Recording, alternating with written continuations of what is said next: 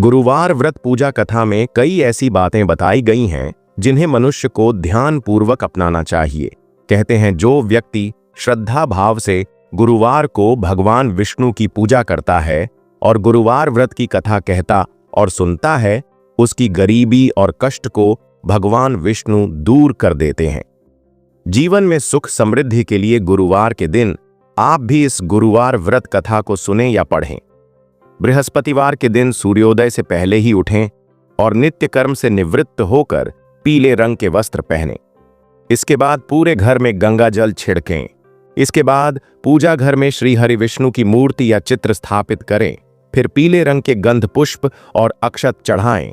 इसके बाद चना गुड़ और मुनक्का चढ़ाकर विधि विधान से पूजन शुरू करें। इसके बाद धर्मशास्त्रार्थ तत्वज्ञ ज्ञान विज्ञान पारग विविधार्थी हराचिंत्य देवाचार्य नमोस्तु ते और मंत्र का जप करें। इसके बाद व्रत की कथा पढ़ें। कथा पढ़ने के बाद केले के पेड़ में जल चढ़ाएं। मंत्रोच्चार के बाद बृहस्पतिवार व्रत की कथा पढ़ें। यह इस प्रकार से है कि प्राचीन समय की बात है। भारतवर्ष में एक राजा राज्य करता था। वह बड़ा प्रतापी और दानी था। वह नित्य गरीबों और ब्राह्मणों की सेवा सहायता करता था। वह प्रतिदिन मंदिर में भगवान दर्शन करने जाता था, लेकिन यह बात उसकी रानी को अच्छी नहीं लगती थी। वह न ही पूजन करती थी और न ही दान करने में उसका मन लगता था। एक दिन राजा शिकार खेलने वन को गए हुए थे तो रानी और दासी महल में अकेली थीं। उसी समय बृहस्पति देव साधु भेष में राजा के महल में भिक्षा के लिए गए और भिक्षा मांगी तो रानी ने भिक्षा देने से मन कर दिया। रानी ने कहा कि हे साधु महाराज, मैं तो दान पुण्य से तंग आ गई हूं। इस कार्य के लिए मेरे पतिदेव ही बहुत है। अब आप ऐसी कृपा करें कि सारा धन नष्ट हो जाए तथा मैं आराम से रह सकूं। साधु ने कहा, देवी, तुम तो बड़ी अजीब हो। धन और संतान से कौन दुखी होता है? इसकी तो सभी कामना करते हैं। पापी भी पुत्र और धन की इच्छा करते हैं।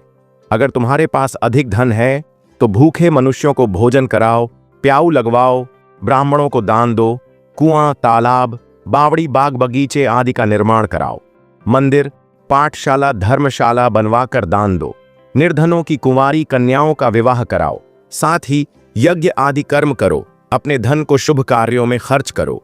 ऐसे करने से तुम्हारा नाम परलोक में सार्थक होगा एवं स्वर्ग की प्राप्ति होगी।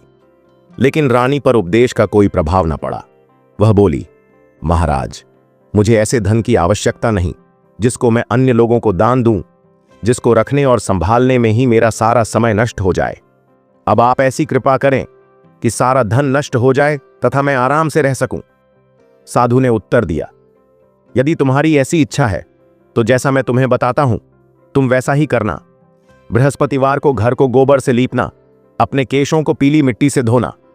राजा से कहना वह बृहस्पतिवार को हजामत बनवाए, भोजन में मांस मदिरा खाना और कपड़ा धोबी के यहां धुलने डालना। ऐसा करने से 7 बृहस्पतिवार में ही आपका सारा धन नष्ट हो जाएगा। इतना कहकर वह साधु महाराज वहां से अंतर्धान हो गए।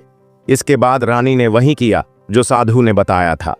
3 बृहस्पतिवार ही बीते थे कि उसका समस्त धन संपत्ति नष्ट हो गया और भोजन के लिए राजा रानी तरसने लगे। तब एक दिन राजा ने रानी से कहा कि तुम यहां पर रहो, मैं दूसरे देश में चाकरी के लिए चला जाऊं, क्योंकि यहां पर मुझे सभी मनुष्य जानते हैं, इसलिए कोई कार्य नहीं कर सकता। देश चोरी परदेश भीख बराबर है। ऐसा कहकर राजा परदेश चला गया। वहां जंगल को जाता और लकड़ी काट कर लाता और शहर में बेचता। इस तरह जीवन व्यतीत करने लगा। इधर राजा के बिना रानी और दासी दुखी रहने लगीं। किसी दिन भोजन मिलता और किसी दिन जल पीकर ही रह जाती। एक समय जब रानी और दासियों को 7 दिन बिना भोजन के रहना पड़ा तो रानी ने अपनी दासी से कहा, हे दासी, पास ही के नगर में मेरी बहन रहती है। वह बड़ी धनवान है। तू उसके पास जा और 5 सेर बेजर मांग कर ले आ, ताकि कुछ समय के लिए थोड़ा बहुत गुजर बसर हो जाए। दासी रानी की बहन के पास गई। उस दिन बृहस्पतिवार था। रानी का बहन उस समय बृहस्पतिवार की कथा सुन रही थी। दासी ने रानी की बहन को अपनी रानी का संदेश दिया, लेकिन रानी की बहन ने कोई उत्तर नहीं दिया। जब दासी को रानी की बहन से कोई उत्तर नहीं मिला तो वह बहुत दुखी हुई। उसे क्रोध भी आया। दासी ने वापस आकर रानी को सारी बात बता दी। सुनकर रानी ने कहा कि है दासी, इसमें उसका कोई दोष नहीं है। जब बुरे दिन आते हैं तब कोई सहारा नहीं, अच्छे बुरे का पता विपत्ति में ही लगता है। जो ईश्वर की इच्छा होगी वही होगा, यह सब हमारे भाग्य का दोष है। यह सब कहकर रानी ने अपने भाग्य को कोसा। उधर रानी की बहन ने सोचा कि मेरी बहन की दासी आई थी, लेकिन मैं उससे नहीं बोली, इससे वह बहुत दुखी हुई होगी। कथा सुनकर और पूजन समाप्त कर वह अपनी बहन के घर गई और कहने लगी, हे बहन, मैं बृहस्पतिवार का व्रत कर रही थी। तुम्हारी दासी गई, लेकिन जब तक कथा होती है तब तक न उठते हैं और न बोलते हैं, इसीलिए मैं नहीं बोली। कहो, दासी क्यों गई थी? रानी बोली, बहन, हमारे घर अनाज नहीं था। ऐसा कहते कहते रानी की आंखें भर आईं। उसने दासियों समेत 7 दिन तक भूखा रहने की बात भी अपनी बहन को बता दी। इसीलिए मैंने दासी को तुम्हारे पास 5 सेर बेझर लेने के लिए भेजा था। रानी की बहन बोली, बहन देखो, बृहस्पति देव सबकी मनोकामना पूर्ण करते हैं। देखो, शायद तुम्हारे घर में अनाज रखा हो। पहले तो रानी को विश्वास नहीं हुआ, परंतु बहन के आग्रह करने पर उसने दासी को अंदर भेजा। दासी घर के अंदर गई तो वहां पर उसे एक घड़ा बेझर से भरा मिल गया। उसे बड़ी हैरानी हुई। उसने बाहर आकर रानी को बताया। दासी रानी से कहने लगी, हे रानी, जब हमको भोजन नहीं मिलता तो हम व्रत ही तो करते हैं, इसलिए क्यों ना इनसे व्रत और कथा की विधि पूछ ली जाए, हम भी व्रत किया करेंगे। दासी के कहने पर रानी ने अपनी बहन से बृहस्पति व्रत के बारे में पूछा। उसकी बहन ने बताया, बृहस्पतिवार के व्रत में चने की दाल, गुड़ और मुनक्का से विष्णु भगवान का केले के वृक्ष की जड़ में पूजन करें तथा दीपक जलाएं और कथा सुनें। उस दिन एक ही समय भोजन करें। भोजन में पीले खाद्य पदार्थ का सेवन जरूर करें, इससे गुरु भगवान प्रसन्न होते हैं, अन्न, पुत्र और धन का वरदान देते हैं, साथ ही सभी मनोकामनाएं पूर्ण करते हैं। व्रत और पूजन की विधि बताकर रानी की बहन अपने घर लौट आई। रानी और दासी दोनों ने निश्चय किया कि बृहस्पति देव भगवान का पूजन जरूर करेंगे। 7 रोज बाद जब बृहस्पतिवार आया तो उन्होंने व्रत रखा। गुड़साल में जाकर चना और गुड़ बीन लाईं तथा उसकी दाल से केले की जड़ तथा विष्णु भगवान का पूजन किया। अब पीला भोजन कहां से आए? दोनों बड़ी दुखी हुई, परंतु उन्होंने व्रत किया था, इसलिए बृहस्पति देव भगवान प्रसन्न थे।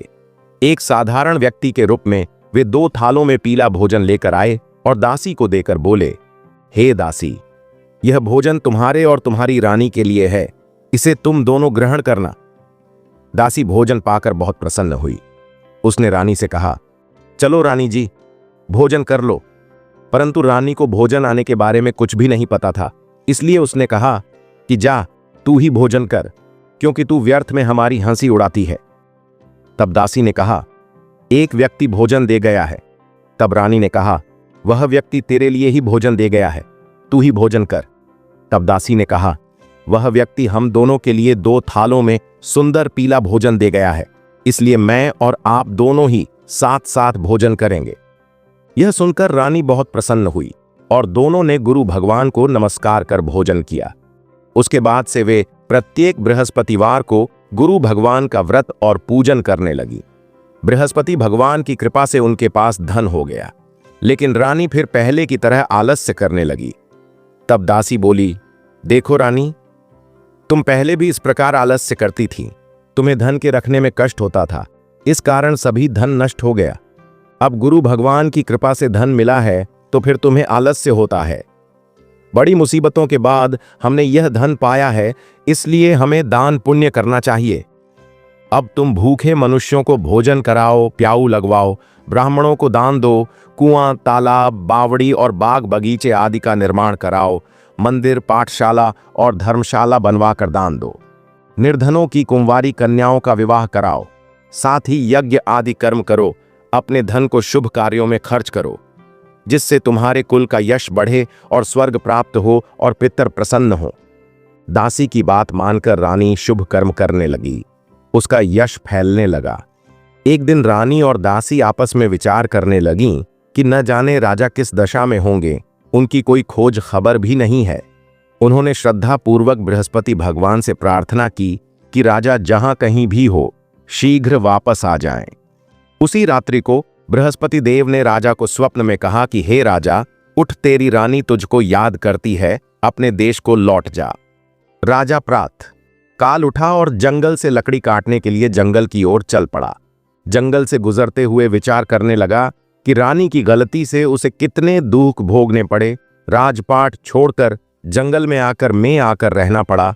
जंगल से लकड़ी काटकर शहर में बेचकर गुजारा करना पड़ा और अपनी दशा को याद करके व्याकुल होने लगा। उसी समय राजा के पास बृहस्पति देव साधु के वेश में आकर बोले, हे लकड़हारे, तुम इस सुनसान जंगल में किस चिंता में बैठे हो, मुझे बतलाओ।